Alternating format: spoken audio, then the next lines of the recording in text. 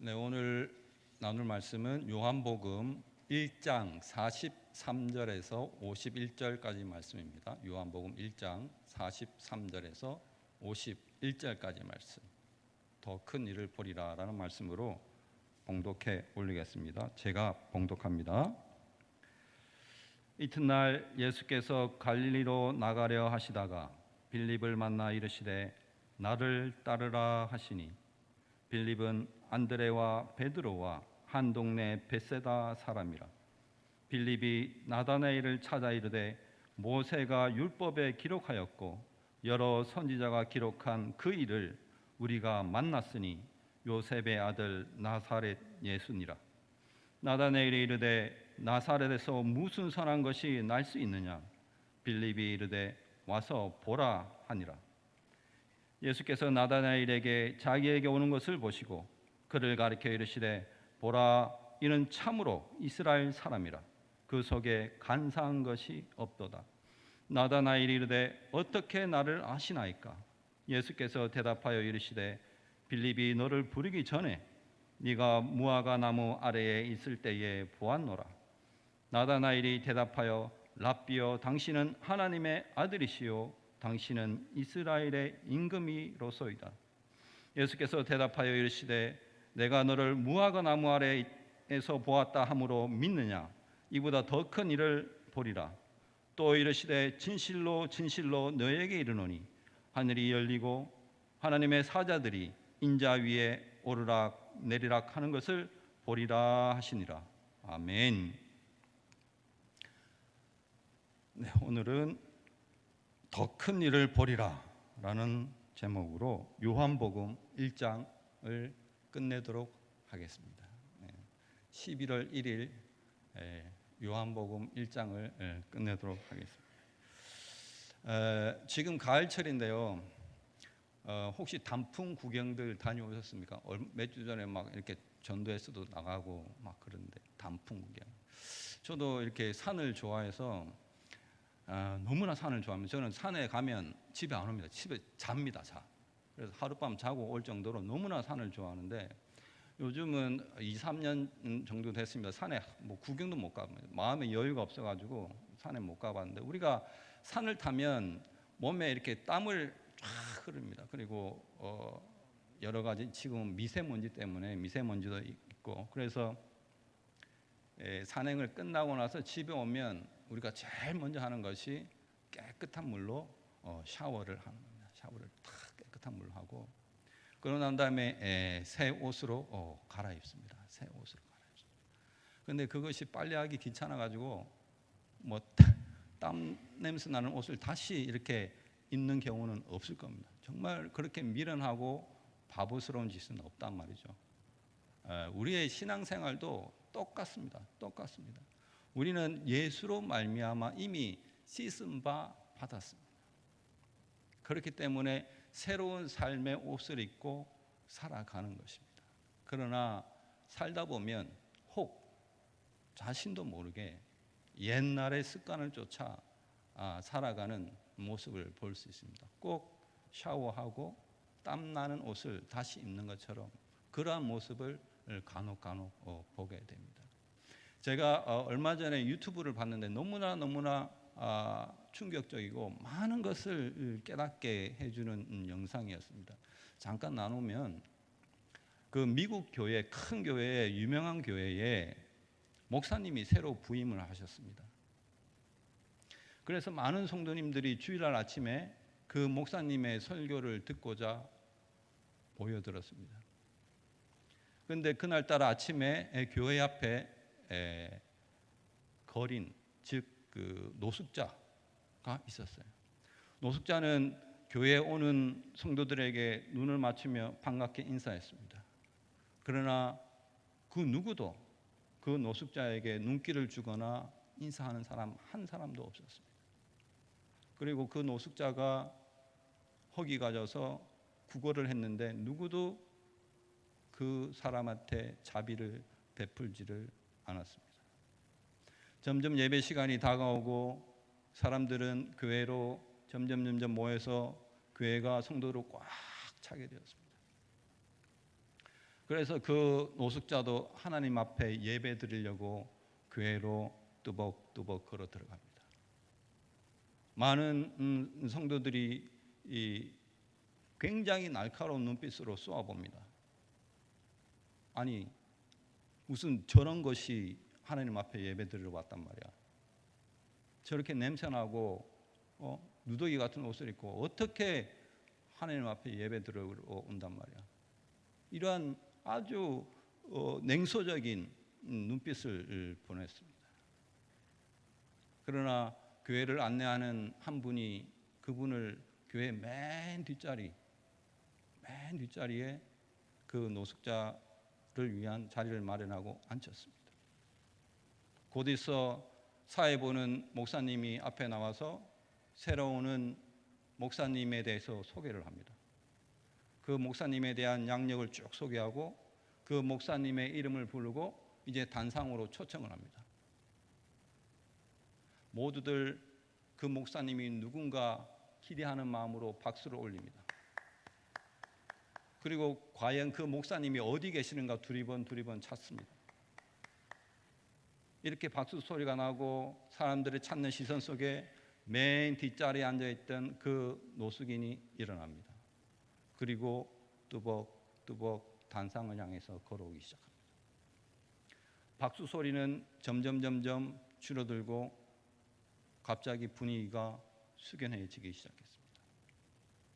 그 노숙인 모습을 한 목사님은 단상 위에 올라서 잠시 동안 말을 멈춥니다. 그리고 자신이 오늘 아침에 경험했던 일들을 상세히 전합니다. 그 누구도 나와 눈 마주치는 이 하나 없었고 그 누구도 나를 찾아와 교회 가자고 인도한 사람 하나도 없었다. 그러면서 성도들에게 이런 말을 합니다. 여러분 오늘 집에 돌아가셔서 오늘 아침에 일어났던 일들을 한번 생각해 보시기 바랍니다. 그리고 자신의 심령을 점검해 보시기 바랍니다. 그러면서 다음 주일에 뵙겠습니다 라고 단상을 내려왔습니다. 모든 교인들이 고개를 숙이고 여기저기서 흐느끼는 소리가 납니다. 그리고 서로의 모습을 바라보면서 가증스러운 자신들의 모습을 보게 됩니다. 참으로 냄새나고 누추한 옷을 입은 자가 저기 보이는 노숙인이 아니고 바로 자신이라는 것을 뼈저리게 느낍니다. 엄청난 충격이었습니다. 저는 그 영상을 보고 이렇게 생각했습니다. 만약에 우리들이 그 무리에 속해 있다면 어떤 반응을 보였을까? 물론 성도님들은 안 그렇겠지만 저 같은 경우에는 워낙 못 돼가지고 만약에 노숙인이 우리 교회 동원교회 앞에 있다, 얼른 치워버립니다. 얼른. 성도님들이 아침에 오는데 예배 드리러 오는데 노숙인이 있으면 되겠어? 얼른 치워버립니다. 눈에 안 보이고 와서 교회 발도 못 붙이게 합니다. 또 생각해 봤습니다. 예수님이 그러한 소자의 모습으로 우리의 삶 속에 찾아올 때 우리는 과연 그 소자를 예수님 대하듯이 대할 수가 있겠는가? 그 소자에게 따뜻한 물 한 잔을 건넬 수 없는 이런 강팍한 심령을 봤습니다. 너무나 가슴이 아팠습니다. 그래서 오늘 그 말씀을 통해서, 오늘 요한복음의 말씀을 통해서 이러한 강팍한 우리의 심령에 하나님께서 어떤 말씀을 던지고 어떠한 말씀으로 위로하는가를 한번 살펴보도록 하겠습니다. 처음에 먼저 본문이 우리에게 말하는 것은 이겁니다. 첫 번째, 인정하라는 겁니다. 인정하라. 무엇을 인정해야 할까요? 무엇을? 오늘 본문은 예수님이 갈릴리 사역을 위하여 이렇게 막 길을 떠나려고 하는 그 찰나입니다. 그 찰나에 마침 빌립을 보고 나를 따르라. 나를 따르라. 콜링을 하는 거죠. 소명을 준 겁니다. 나를 따르라. 그리고 이상한 말을 합니다. 나를 따르라. 따라서 뭐 어떻게 해라는 것이 아니고 갑자기 빌립의 고향 이야기가 나옵니다. 그것이 바로 44절 말씀입니다. 한번 같이 보실까요? 44절 말씀 이렇게 되어 있습니다. 빌립은 안드레와 베드로와 한 동네 베세다 사람이라.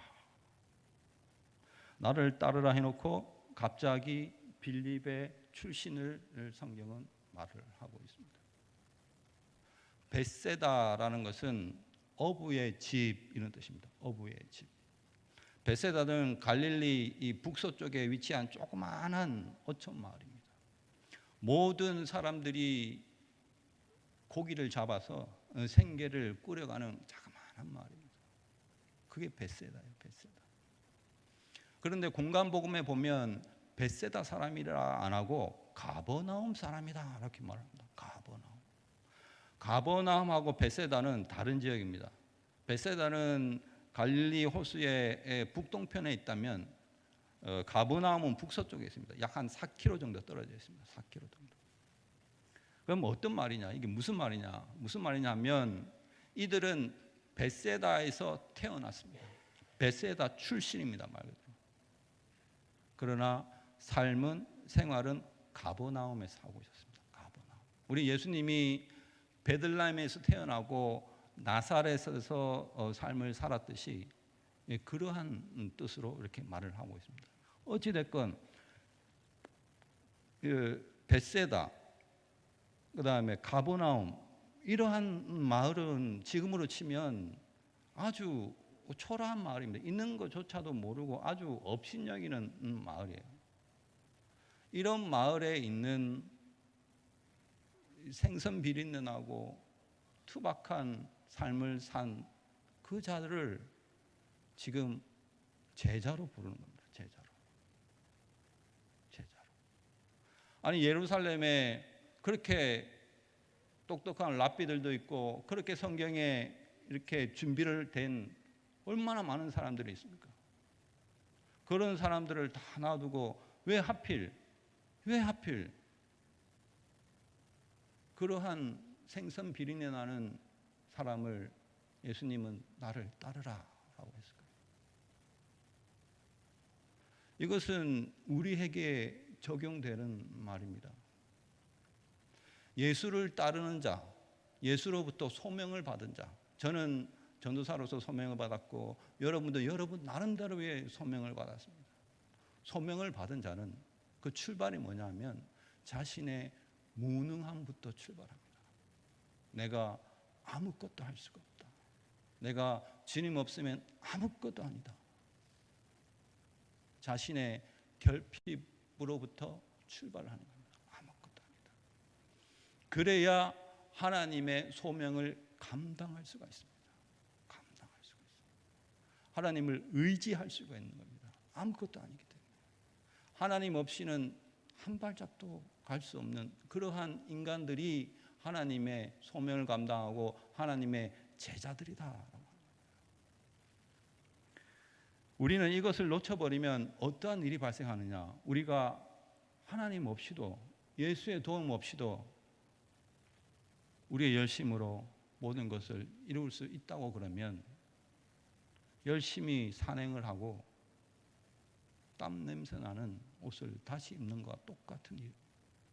그렇게 미련한 것입니다. 아닙니다. 그렇게 하면 절대로 아닙니다. 그래서 먼저 기억할 것은 우리가 아무것도 아니다. 참으로 무능한 존재다. 그러나 하나님께서 예수님께서 불러셨기에 지금 이 자리에 나왔다. 지금 현재 누리는 모두가 예수님께서 부르셨기 때문에 내가 이 자리에 나왔다는 것을 명심하시기 바랍니다. 두 번째 성경이 우리한테 깨닫게 해주는 것이 뭐냐 하면 버려라.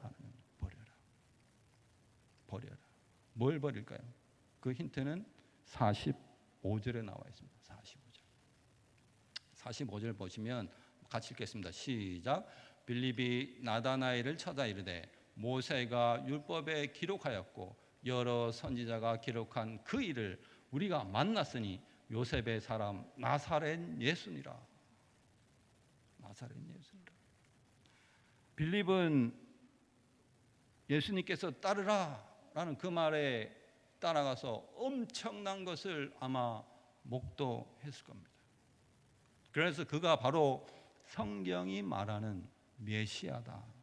성경이 말하는 메시아다. 그리고 그렇게 끝나면 좋을 것을 뒤에 나사렛 사람이라 또 출신을 붙입니다. 꼬리표를 붙입니다. 나사렛 사람이다. 이것은 우리로 하여금 하나의 깨달음을 줍니다. 편견, 선입견, 이것을 흔들고 있는 것입니다. 무슨 말이냐면 메시아가 누굽니까? 메시아는 히브리어로 구원자라는 뜻입니다. 구원자. 그 헬라어로 말하면 우리가 잘 알듯이 그리스도. 기름 부음을 받은 자. 기름 부음을 받았다는 것은 선지자나 제사장이나 왕의 직을 수행한다라는 거예요. 최고의 높은 지위입니다. 왕은 우리가 잘 알다시피 왕은 왕가에서 태어납니다. 제사장도 마찬가지입니다. 제사장도 레위 집안 그에서 태어납니다. 이처럼 그리스도 메시아는 왕가에서 태어나야 됩니다. 왕가에서. 그런데 나사렛 출신이라, 시골 깡촌 출신이라라고 태그를 딱 붙였습니다. 우리의 편견과 선입견을 버리지 아니하고는 절대로 예수를 그리스도로 볼 수가 없습니다. 절대로. 우리가 사람을 대할 때 어떻게 대합니까? 우선 외모를 보죠. 이왕이면 이쁘고 잘생기면 좋습니다. 그건 당연한 거죠. 그 다음에 어느 학교가 나왔느냐, 학교를 봅니다. 학교. 그 다음에 직업이 뭔지, 뭘 하는지, 그 다음에 집안은 어떤지, 이런 걸 봅니다. 이런 걸 보고 그 사람에 대한 대충의 윤곽을 받아들입니다. 그게 선입견이죠. 편견이죠. 반면에 집안이 좋지 못하고 학벌이 안 좋으면 우리도 모르게 무시를 합니다. 왜냐? 우리가 죄의 본성을 가지고 있다는 증거가 됩니다. 예수 그리스도께서는 그런 편견을 깨기를 원하고 그런 편견을 깨고 오신 분입니다.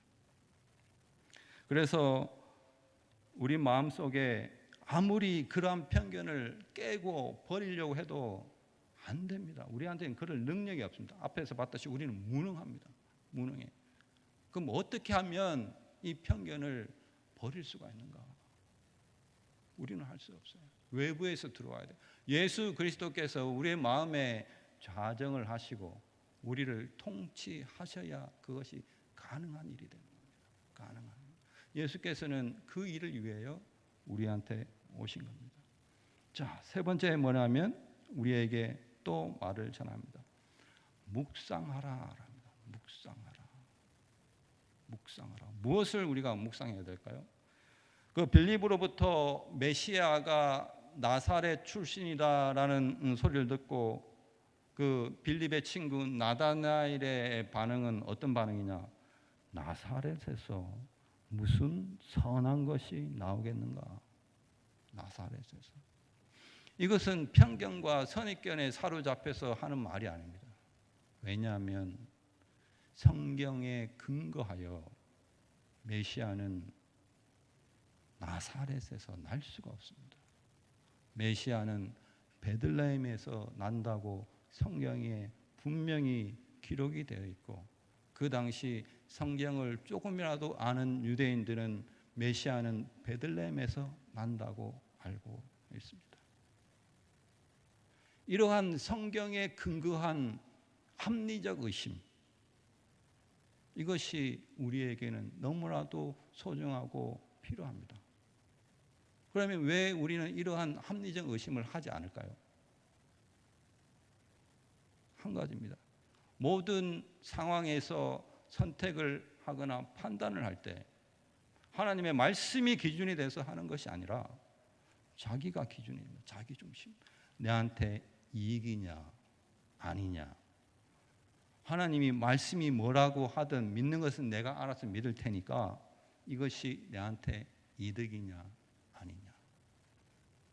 그러나 나다나엘은 달랐습니다. 어떻게 메시아가 나사렛에서 날 수 있단 말이냐. 말이 안 되는 소리 아니냐. 이러한 소리를 내는 겁니다. 그의 모든 판단의 기준은 성경이 되었습니다. 성경. 그러나 나다나엘이 모르는 게 있었죠. 나다나엘은 예수 그리스도께서 나사렛에서 사셨지만 그 출신이 베들레헴이라는 것을 몰랐어요. 그리고 그가 다윗의 왕가 출신이라는 것도 몰랐습니다. 몰랐어요. 그래서 성경은 우리한테 말을 합니다. 이러한 성경에 대한 묵상을 넘어서 우리한테 필요한 것이 뭐냐? 네 번째 말씀으로 갈망하라라는 거예요. 갈망하라.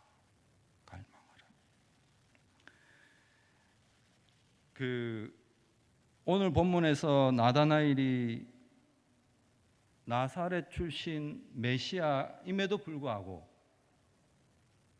그가 빌립의 요청에 따라 와서 봐라라고 해서 갔어요.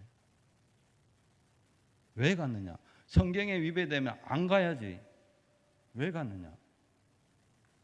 나사렛 예수, 나사렛에서 난 메시아, 나사렛의 무게를 두기보다 메시아의 무게를 두었습니다. 메시아에. 뭐라고? 메시아라고? 내가 그토록 기다려왔던 메시아라고?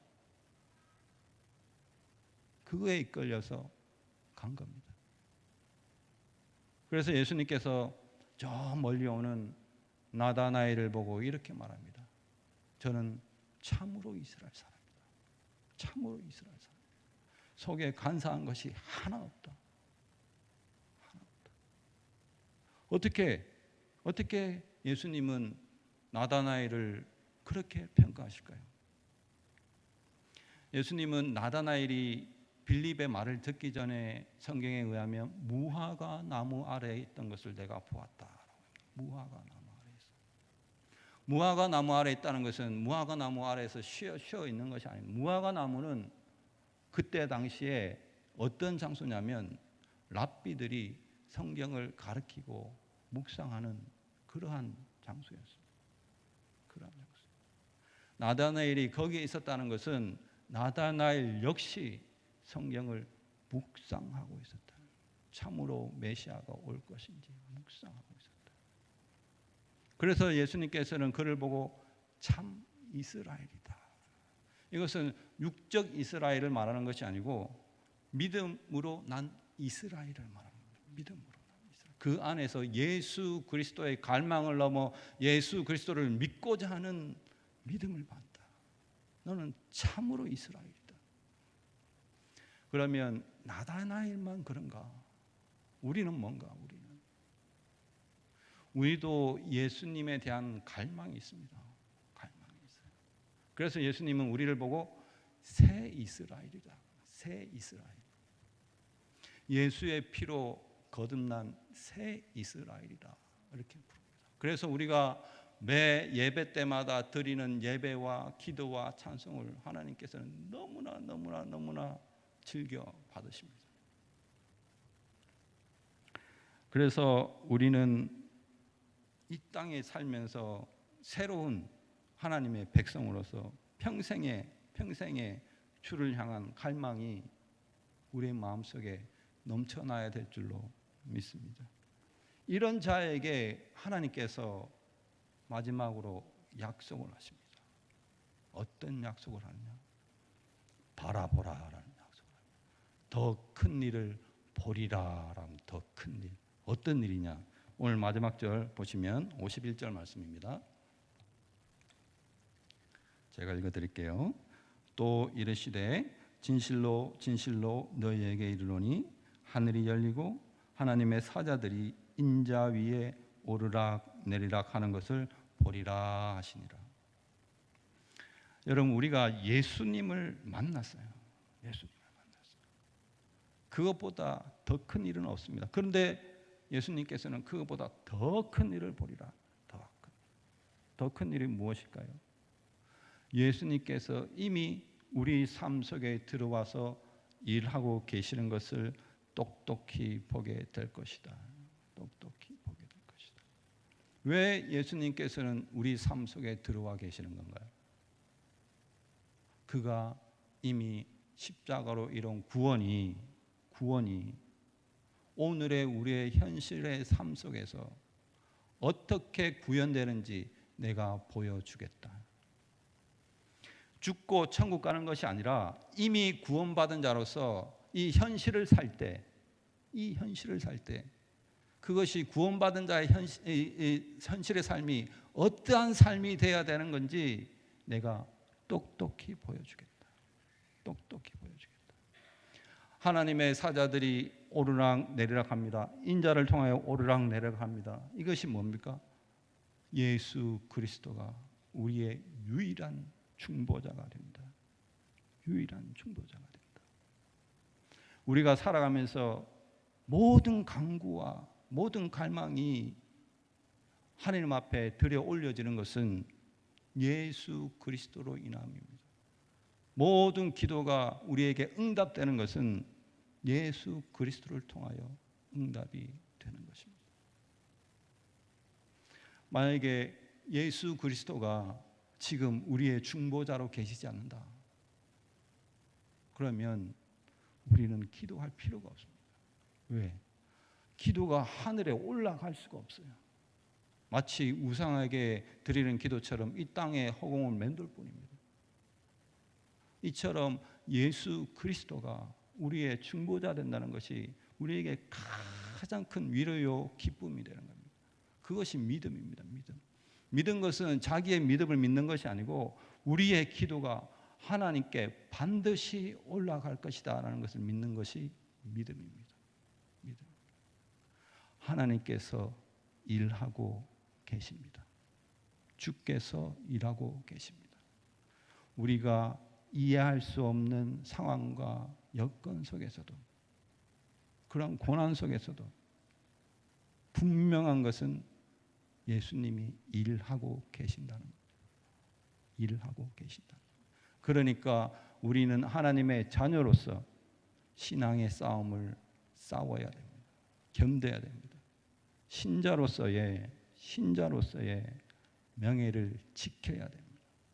지켜야 됩니다. 왜? 예수가 일하고 있다는 겁니다.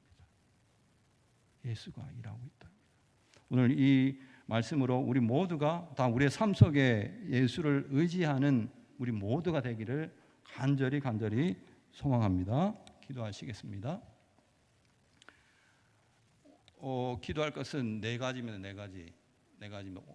첫 번째, 오늘 말씀을 생각하면서 이렇게 편견을 버리고 주의 일하신 큰 일을 보게 하소서 하고 신방과 연약한 자들을 위해서 기도하고 제가 마치는 기도하고 주기도문으로 수요 예배를 마치도록 하겠습니다. 기도하시겠습니다. 참 좋으신 하나님 아버지, 참으로 소자에게 물 한 잔 줄 수도 없고 우리의 편견과 아집과 고집으로 인하여 우리 주위에 와 계시는 예수님을 알아보지 못하고 수많은 그 사람들을 매몰차게 하고 가슴 아프게 했던 것을 하나님 용서하여 주시옵시고, 아버지 하나님, 그 오천에 냄새나는 그러한 참으로 무익하고 무능하고 무식한 자들을 아버지께서 불러주셔서 나를 따르라 말씀하여 주시고 똑같이 우리를 부르사 나를 따르라 말씀하여 주시옵시고, 참으로 어디 하나 내놓을 것 없는데 아버지께서 찾아오셔서 우리의 모든 편견을 깨쳐버리고 예수 그리스도로 말미암아 새 옷을 입게 해주심을 감사드리옵나이다. 아버지 하나님, 간절히 바라옵기는 우리의 삶의 중심에 하나님의 말씀이 들어오기를 간절히 빌고 소원하옵나이다. 아버지 하나님, 나다나엘처럼 무화과 나무 아래서 하나님의 말씀을 묵상한 것처럼 우리 각 처소에서 하나님의 말씀을 묵상하며 다시 오실 메시아를 부활의 그날을 기다리는 거룩한 성도들이 될 수 있도록 하나님 도와주옵소서. 우리의 마음속에 주님을 향한 갈망이 끊이지 아니하도록 하나님 붙들어 주시옵소서. 그 갈망을 통하여 우리가 우리 삶 속에 이미 들어와 계시는 예수의 일하심을 바라보게 하옵소서. 어떠한 상황과 여건 속에 있더라도 우리 주님이 일하고 계심을, 우리 주님이 지금도 일하고 계심을 우리의 영안을 열어 보게 하여 주시고, 아버지여, 우리에게 말로 닿을 수 없는 위로와 평안을 맛보게 하옵소서.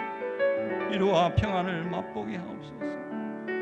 우리의 부족함을 아시는 주님께서 우리를 선한 길로 인도하실 줄을 믿고, 아버지여 도와주옵소서. 아버지의 종이 지금 가을 맞이하여 수많은 성도들을 돌아보며 그들을 위로하고 있습니다. 아버지 하나님, 그 발걸음 지치지 않도록 지켜주시옵소서.